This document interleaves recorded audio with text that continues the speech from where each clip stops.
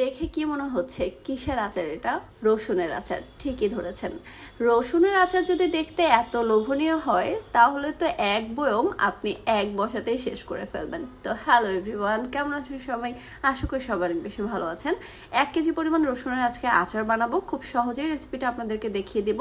তো এখানে শুরুতেই হচ্ছে কড়াইতে তেল দিয়ে দিচ্ছি। তেলের পরিমাণটা আমি একটু বেশিই দিচ্ছি, আপনারা চাইলে কমও দিতে পারেন। তো আমি দিয়ে দিচ্ছি তেলের মধ্যে 5 ফোড়ন, আর আমি এটা প্যাকেট রাঁধুনির যে 5 ফোড়নটা বিক্রি হয় সেটা দিয়েছি। দিয়ে দিচ্ছি এখানে কয়েকটা শুকনা মরিচ। এখন এই 5 ফোড়ন আর শুকনা মরিচটাকে তেলের সাথে ভেজে নেব। একটু মোটামুটি কড়া ভাজাই করব আমি। তো কড়া ভাজা হয়ে গেলে দিয়ে দিব সেই ছিলে রাখা রসুনগুলো। রসুনটা দেওয়ার সময় একটু সাবধান থাকবেন, অনেক বেশি ছিট ছিল। তো এটা দেওয়ার সময় কিন্তু সাবধান থাকতে হবে, নয়তো ফোন বা আপনার গায়ে অনেক বেশি ছিটতে পারে, যার জন্য আপনার অনেক ক্ষতি হতে পারে। তো রসুনটাকে এই তেলের সাথে 2-3 মিনিট ভেজে নিব। ভেজে নেওয়া হয়ে গেলে দিয়ে দেবো এখানে অল্প একটু আদা বাটা আর অল্প একটু রসুন বাটা। 1 কেজি পরিমাণ রসুনের আচার, একটু পরিমাণ বুঝে দিচ্ছি। এখানে লবণ, হলুদের গুঁড়া আর মরিচের গুঁড়া দিয়ে দিচ্ছি স্বাদ অনুযায়ী। মরিচটা আপনাদের পছন্দ অনুযায়ী দিবেন। তো পরবর্তীতে আমি কিন্তু শুকনো মরিচের গুঁড়াটাও ব্যবহার করব, তাই সেটা বুঝে আমি মরিচের গুঁড়াটা দিয়েছি এখানে। তারপরে আরও 5-6 মিনিট জাল করার পর দিয়ে দিচ্ছি সাদা সিরকা। তো সাদা সিরকাটা আমি মুখা দিয়ে আর কি কুলুপটা দিয়ে 2 কুলুপ দিয়ে দিয়েছি। তারপরে সাথে সাথে দিয়ে দিচ্ছি সরিষা বাটা 2 চামচ পরিমাণ। এটা কিন্তু সাদা সরিষা, এটাকে ভিজিয়ে রেখেছিলাম, তারপরে ব্লেন্ড করে সেটা দিয়ে দিচ্ছি। ভালো মতো ধুয়ে নেবেন, সরিষার মধ্যে অনেক ময়লা থাকে যেটা আমি দেখলাম। তো এই মুহূর্তে সরিষাটা দেওয়ার পর কিন্তু এটাকে 5 থেকে 6 মিনিটের মতো আমি রান্না করেছি। তো 5 থেকে 6 মিনিট রান্না করার ফলে সরিষার থেকে যে একটা কাঁচা স্মেল সেটা কিন্তু চলে গেছে। তারপর এখানে দিয়ে দিচ্ছি গুলিয়ে রাখা তেঁতুলের মার। তো এই তেঁতুলটাকে পানিতে ভিজিয়ে রাখলেই কিন্তু এটা সহজেই বের করে নিতে পারবেন, কোনো বিষয়ই না। তারপরে দিয়ে দিচ্ছি 1 কাপ পরিমাণ চিনি।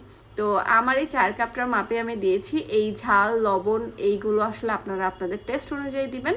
তো চিনিটা দেওয়ার পর এখন উল্টে পাল্টে একটু নেড়ে চেড়ে দিচ্ছি।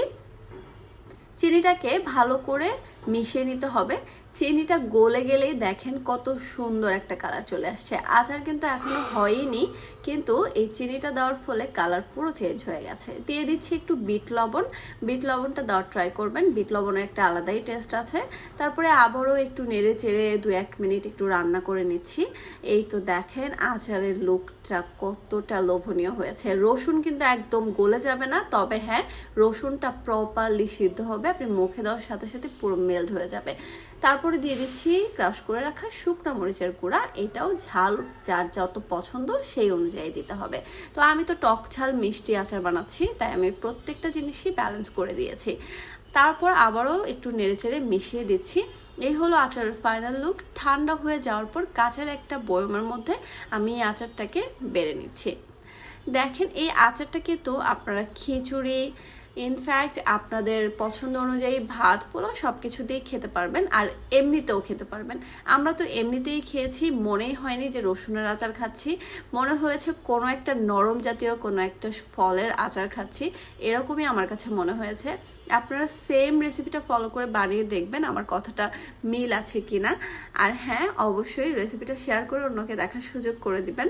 কমেন্ট করে আপনাদের মূল্যবান মতামতটা জানাবেন, তাহলে আমার অনেক বেশি উৎসাহ পাই, অনেক বেশি ভালো লাগে।